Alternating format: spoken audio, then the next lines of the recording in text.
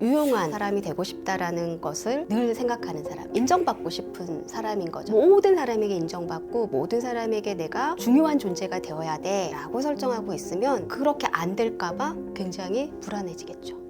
그래서 오늘 제가 궁금한 게요, 남들과 잘 지내려고 노력할수록 인간관계가 꼬이는 사람, 그런 사람들이 가지고 있는 특징은 무엇이 있을까요?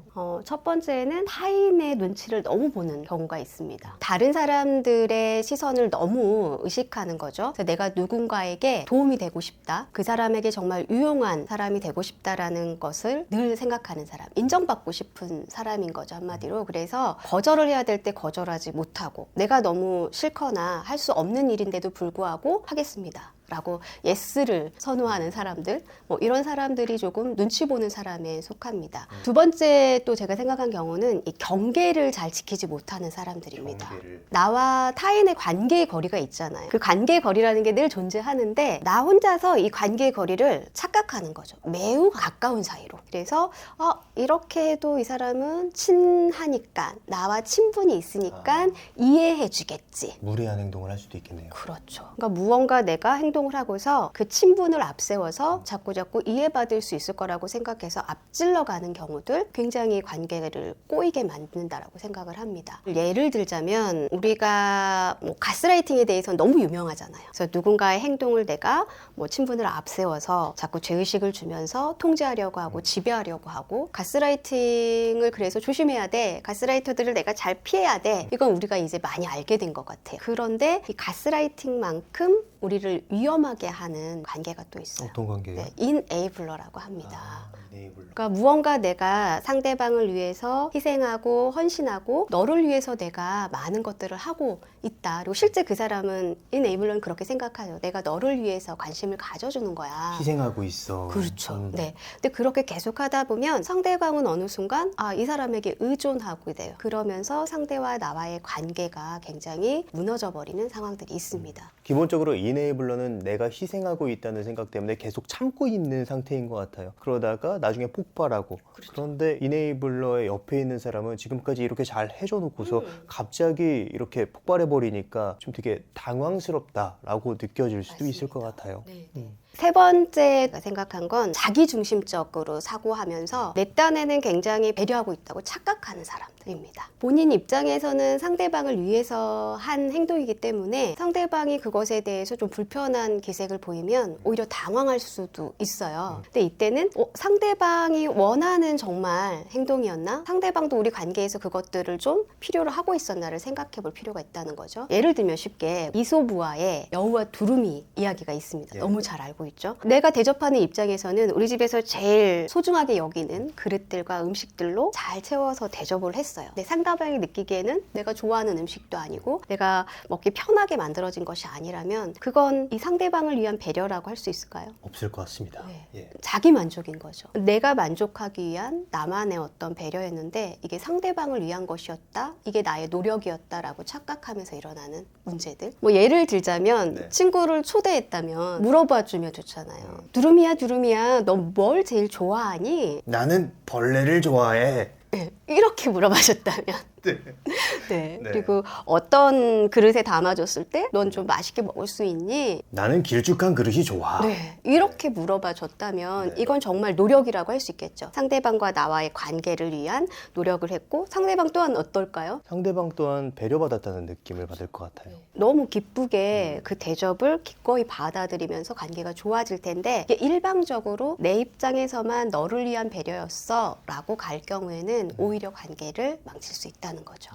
지금 여러 가지 특징에 대해서 이제 말씀을 해주셨는데, 그런 어떤 사람들이 공통적으로 가지고 있는 원인이라고 볼 만한 것들은 어떤 게 있는지 알 수 있을까요? 제가 생각할 때는 관계에 대한 불안 때문이라고 생각을 합니다. 우리가 모든 사람에게 좋은 사람이 될 수 있을까요? 없죠. 모든 사람에게 인정받고 내가 하는 모든 행동이 선하게 다 작동될 수 있을까요? 불가능하죠. 그렇죠. 예. 예. 누군가는 나에게 굉장히 선한 사람이지만 그 선한 사람이 또 다른 누군가에게는 그렇게 또 선한 사람이 아닌 경우도 있잖아요. 그런데 이 관계에 대해서 모든 사람에게 인정받고 모든 사람에게 내가 중요한 존재가 되어야 돼 라고 설정하고 있으면 그렇게 안 될까 봐 굉장히 불안해지겠죠. 이 관계에 대한 불안을 가지고 있는 사람들이 눈치를 보게 되고 경계를 자꾸 침범하게 된다거나 상대방의 입장을 고려하지 않은 상태에서 나만의 배려를 하는 그런 상황들이 연출된다고 생각을 합니다. 모든 사람과 다 잘 지낼 수는 없잖아요. 어떤 사람은 내가 매일매일 뭐 메시지를 주고받으면서 하루 일과들을 다 공유하면서 이렇게 친하게 지내는 사람이 있는가 하면 어떤 사람은 매일은 아니지만 나나 상대방에게 어떤 이벤트, 이슈가 생겼을 때 그것들을 공유하는 것만으로도 관계가 유지되는 사람들도 있잖아요. 그래서 이러한 사람들만의 관계에는 어떤 스펙트럼이 전 존재한다고 생각하거든요. 관계의 거리가 좀 설정되는 그 관계에 대한 거리 설정, 스펙트럼이 존재라고 하는 걸 인정하면 불안이 좀 사그라들 텐데 그걸 인정하지 못하는 거예요. 그런데 그러면 스펙트럼이 존재하는 인간관계를 어떻게 수용하고 어떻게 받아들여야 될까? 이것은 내가 그 기준을 가지고 있어야 된다. 나한테도 찾아야 되는 거군요. 네. 그러니까 관계에 대한 설정의 기준이 없으면 불안해지는 거죠. 이 관계를 친분이 있는 관계로 설정을 해야 되는지 조금 거리가 있는 관계인지를 본인 스스로가 모르기 때문에 다 노력해야 되는 관계로 받아들인다는 거예요. 그래서 예를 들자면 4발 자전거와 2발 자전거가 있습니다. 어느 게 조금 더 안정적일까? 처음 탄 초보자에게. 4발 자전거겠죠? 그렇죠. 네. 4발 자전거는 중심이 그만큼 잡혀있기 때문에. 그런데 우리가 2발 자전거를 타고 나가야 될 때 연습의 과정이 있잖아요. 중심이 잡기 어려우니 고든 길로 가야 되고 자갈이 별로 없고 넘어지더라도 큰 충격이 없는 그리고 뭐 보호 장비를 하면 더 좋겠죠. 인간관계도 마찬가지라는 거예요. 관계에 대해서 안정감을 느낄 수 있는 환경을 내가 조성할 수 있어야 돼요. 그건 내가 어떤 사람과의 관계에서 편안한지, 어떤 말들을 들었을 때 내가 불쾌한지, 그리고 어떤 사람이 나에게 해주는 행동들이 나를 위한 배려구나, 존중받고 있구나, 저 사람과는 그래서 조금 더 친분을 유지해야겠다, 이 사람과는 적정한 거리가 필요하겠다, 이 사람은 나를 만날 때마다 불쾌한 말을 해, 자주 만날 필요가 있을까요? 없겠죠. 없겠죠. 예. 그런 어떤 관계 설정에 안정감을 줄 수 있는 기준을 내가 가지고 있다면 불안하지 않겠죠. 그러면 타인에 대한 눈치를 본다거나 내가 굳이 설정하지 않아도 되는 관계 거리를 설정하면서 힘들 필요는 없다라고 생각을 합니다.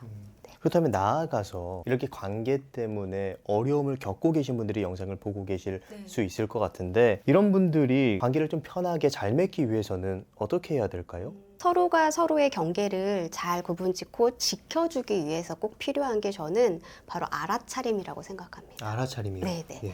내가 어떤 상태인지, 내가 느끼는 감정들, 또 내가 관계 안에서 이럴 때 행복하다, 이럴 때 불쾌하다, 이것은 나에게 좀 외로움을 준다, 이런 어떤 느끼는 감정들을 정확하게 알아차리는 거죠. 그리고 내 것만 알아차리는 게 아니라 상대방은 지금 어떤 상황이겠구나, 내가 이렇게 행동하는 게 저 사람에게는 어떻게 전달이 되겠구나 라고 하는 상대방의 감정이나 욕구를 혼자서 추측하는 게 아니라 질문을 통해서 정확하게 알아가는 과정. 이게 바로 나와 상대의 경계를 지켜주는 거라고 저는 생각을 합니다. 어떤 관계에서 알아차림이 작동되는 상황을 좀 설명을 드린다면 누군가 친구의 기념일이 됐어요. 생일이나.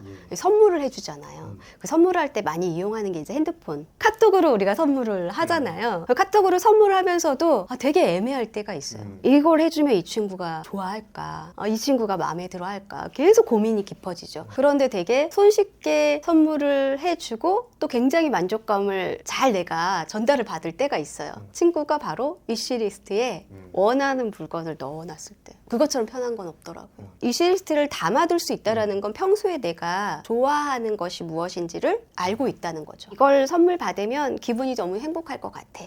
그랬을 때 이제 이렇게 좀 기대하면서 내가 넣어놓잖아요. 근데 누군가가 그걸 알아차려서 선물해준다. 이게 저는 내가 관계를 위해서 노력을 했고 그 노력이 관계를 촘촘하게 친밀한 관계로 연결시키는데 제대로 잘 작동한 경우라고 생각을 해요. 그래서 내가 어떤 걸 좋아하는지 알고 있어야 되고 그것을 표현하는 거죠. 근데 그걸 잘 표현하지 못하는 사람들이 내 주변에 있다라면 그때는 질문을 통해서 확인해 주는 것. 이게 바로 우리 관계에서 서로의 경계를 지켜주는 좋은 예라고 저는 생각을 합니다.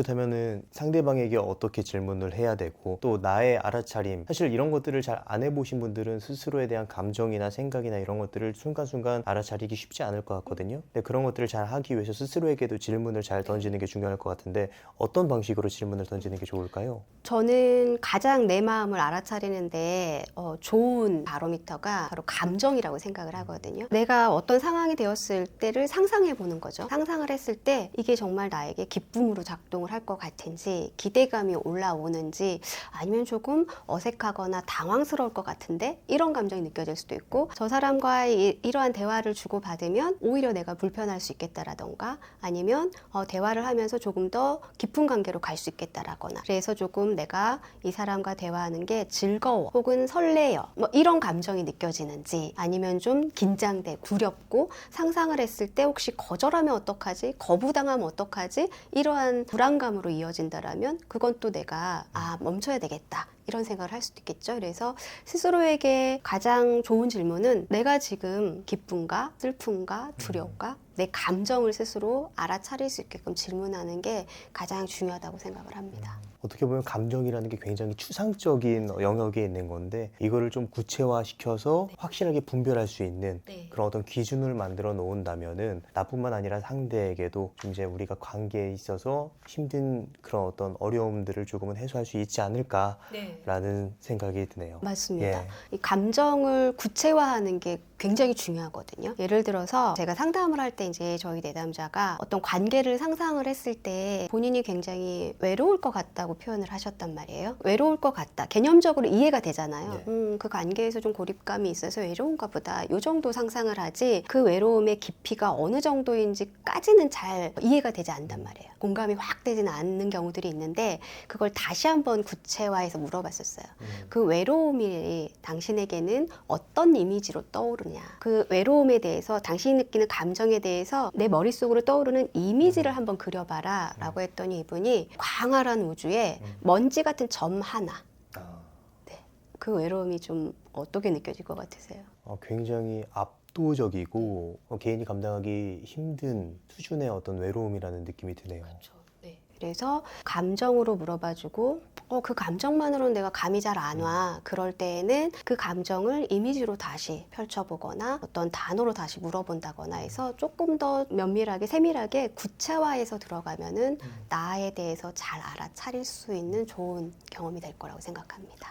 나의 감정을 이미지화해라. 이게 참 어떻게 보면 중요한 부분을 짚어주신 것 같습니다. 예. 지금 말씀해주신 방법도 굉장히 좋은 방법인 것 같은데 좀 추상적이라는 생각이 들 수 있을 것 같거든요. 조금 더 구체적으로 감정을 파악하는 방법은 어떤 방법이 있을까요? 우리가 이제 관계에 대해서 얘기를 하고 있으니까 관계에서 느끼는 감정들을 좀 내가 파악하기 위해서는 지금 이 사람과 나 대화를 나누고 있는데 이때 내가 지금 이 사람과의 관계를 동등한 관계로 느껴지고 있는가, 그래서 편안한가, 그리고 내가 정말 원했던 관계인가, 그리고 내가 듣고 싶었던 말을 이 사람이 지금 해주고 있는가, 그리고 나는 이 사람에게 하고 싶었던 말을 실제 하고 있는가. 편안함이라는 감정을 좀 내가 알아차리기 위해서 이렇게 스스로에게 질문을 해봐야 된다는 거죠. 이런 질문들이 좀 도움이 될 것 같습니다. 네, 오늘 좋은 말씀 많이 해주셨는데요. 마지막으로 하고 싶으신 말씀 있으시다면 어떤 게 있을까요? 우리 모두는 특별한 사람이 되고 싶어 하는 것 같아요. 내가 누군가에게 특별한 사람이 되고 싶기도 하고 내 스스로가 나는 특별한 사람이어야 해 라는 생각을 하면서 살아가죠. 그리고 그때 나는 비로소 행복해질 거라고 설정을 하는데 사실 특별하다라는 건 별거 아닌 것 같아요. 특별함을 내가 느낀다는 건 내가 평상시에 느끼고 있는 나의 감정들, 내가 보고 느끼고 경험하는 것들을 혼자서만 알아차리는 게 아니라 누군가와 공유하는 것. 그 공유했을 때 또 상대방의 반응을 보면서 기뻐할 수 있는 것, 이런 것들이 바로 저는 이미 우리가 누리고 있는 특별함이라고 생각을 하고 있습니다. 그리고 누군가에게 특별해지기 위해서 너무 애쓰지도 마시고 그렇다고 너무 무심하게 흘려보내지도 않는다라면 훨씬 더 이 다채로운 세상을 느끼면서 행복하게 만족하면서 살 수 있을 거라고 생각합니다. 네, 오늘 타인의 시선에 나를 가두지 마라. 저자 손정현 선생님을 모시고 노력할수록 자꾸 인간관계가 꼬이는 사람들의 특징과 이런 문제를 어떻게 해결해야 하는지에 대한 이야기를 들어봤습니다. 그럼 오늘의 심리학은 여기까지 하도록 하겠습니다. 좋은 말씀 해주셔서 감사합니다. 감사합니다. 감사합니다.